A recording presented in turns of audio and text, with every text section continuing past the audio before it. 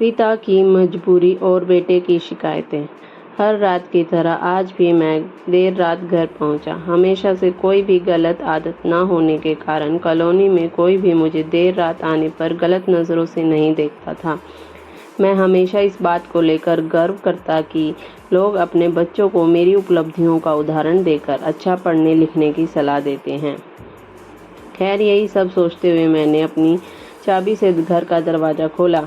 हालांकि मुझे पता था कि जब तक मैं घर नहीं पहुंचता तब तक दीप्ति को नींद नहीं आती थी, पर मैं अपने 5 साल के बेटे चिंटू को नींद से नहीं जगाना चाहता था। दरवाजे की हल्की सी आहट पाकर दीप्ति हमेशा की तरह कमरे से बाहर आई। तब तक मैं मुंह हाथ धोने बाथरूम की तरफ जा चुका था और हमेशा की तरह दीप्ति खाना गर्म करने के लिए किचन में चली गई। हर रोज़ ऐसा ही होता था। सुबह घर से निकलने के बाद हमारी मुलाकात रात को खाने पर ही होती थी। दीप्ति को इस तरह की जीवन शैली से कोई प्रॉब्लम नहीं थी। एक हाई क्लास सोसाइटी में अपनी साख बनाए रखने के लिए हर किसी को इस हद तक की मेहनत करनी ही पड़ती थी। चिंटू सो गया? खाना खाते हुए मैंने दीप्ति से पूछा। हाँ, काफ़ी देर से आपका इंतज़ार कर रहा था, लेकिन फिर इंतज़ार करते करते ही सो गया, दीप्ति ने शिकायत भरे लिहाजे से कहा। लेकिन हर बार की तरह मैंने मुस्कुराकर बात को टाल दिया।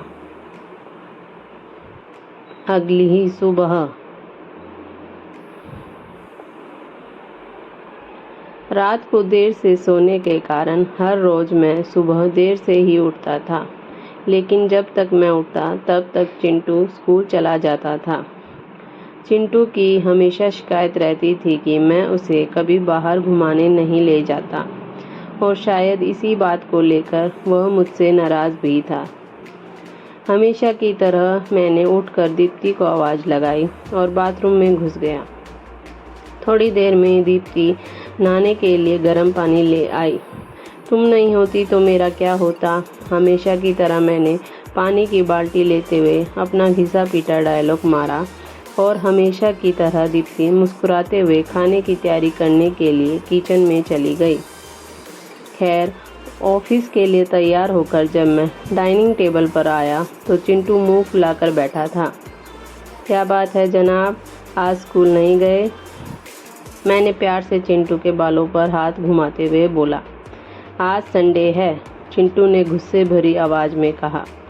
काम की भाग दौड़ में मैं यह भी भूल गया था कि आज संडे है और आज दिन में मैंने चिंटू के लिए साथ मूवी जाने का प्रॉमिस किया था, लेकिन आज तो मुझे ऑफिस मीटिंग के लिए ऑफिस जाना था। मुझे ऑफिस जाते देख चिंटू को अपना मूवी प्लान खतरे में पड़ता दिखाई दे रहा था और शायद इसीलिए वह मुझसे गुस्से में बात कर रहा था। पापा, आप 1 घंटे के कितने पैसे कमा लेते हो? अचानक चिंटू ने पूछा। चिंटू ने पहले कभी इस रवैये से मुझसे बात नहीं की थी। शायद गुस्से में उसने ऐसा कह दिया। लगभग 1000 रुपये, मैंने कहा। क्या आप मुझे 500 रुपये उधार दे सकते हैं? चिंटू ने कहा। लेकिन तुम्हें पैसे क्यों चाहिए? मैंने थोड़े गंभीर होते हुए पूछा।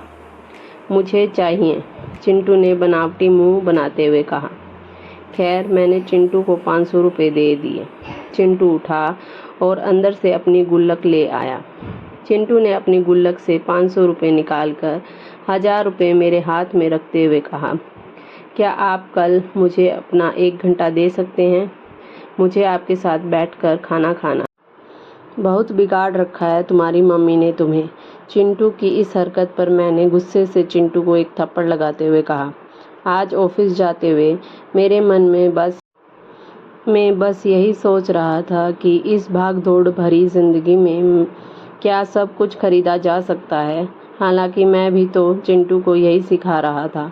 कहानी का तर्क यही है कि परिवार के लिए पैसा कमाने की चाह में हम परिवार को समय देना भूल जाते हैं। ज़िंदगी में सबके बीच में तालमेल बिठाकर चलना ही समझदारी है। Thank you.